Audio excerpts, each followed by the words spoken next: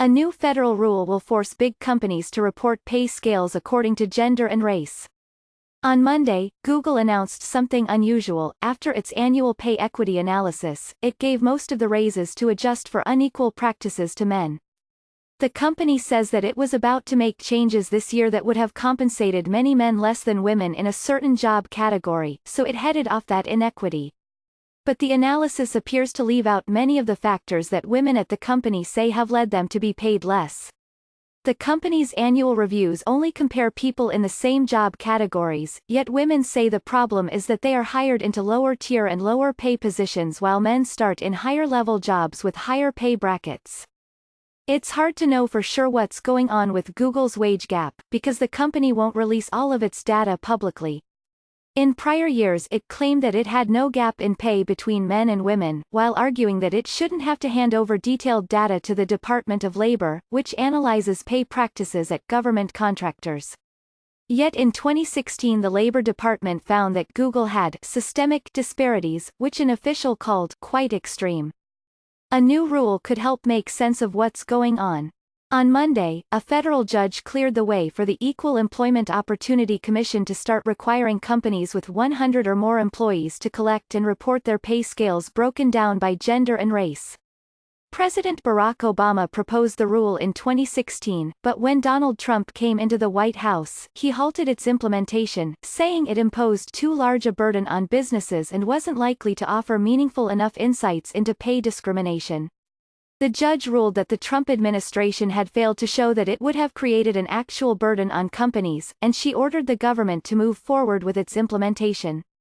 The rule could not only clarify the internal pay practices of companies like Google, but also make some headway in closing the gender wage gap, which remains stubbornly wide. To comply with the rule, companies will have to analyze their pay data in a uniform way and report differences that emerge based on gender and race. The public will get to see the data only in aggregate. The rule will also be useful to people who sue over discrimination. Women suing Google, for instance, could find themselves armed with more than just the internal analyses of pay data provided by the company. There's good reason to think this rule could reduce the pay imbalance in the United States, which hasn't made much progress over the last decade, by shedding light on companies' pay inequities. Recent research on pay transparency in Denmark found that it reduced the gender wage gap by slowing men's salary growth. A study looking at a British survey found that making pay practices transparent raised all employees' wages.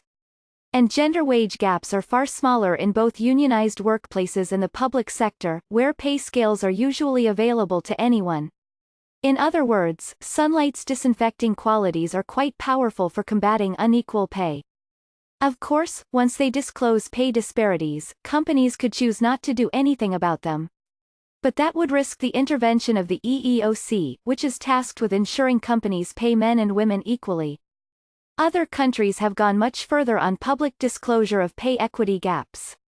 In 2018, Britain began requiring companies with more than 250 employees to report their mean and median gender pay gaps. Australia and Germany recently passed similar mandates.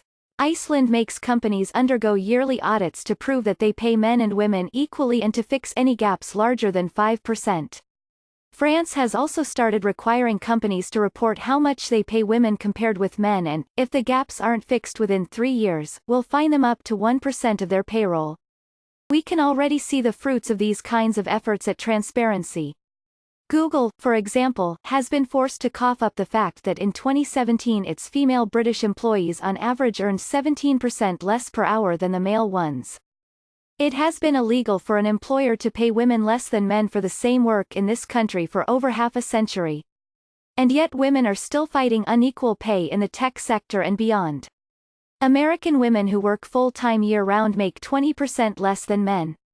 But before they can do something about it, they have to know what the men around them earn and whether they're unfairly getting less. Anything that brings this information to light will help in the fight for equal treatment. Bryce Covert is a contributor at The Nation and a contributing opinion writer.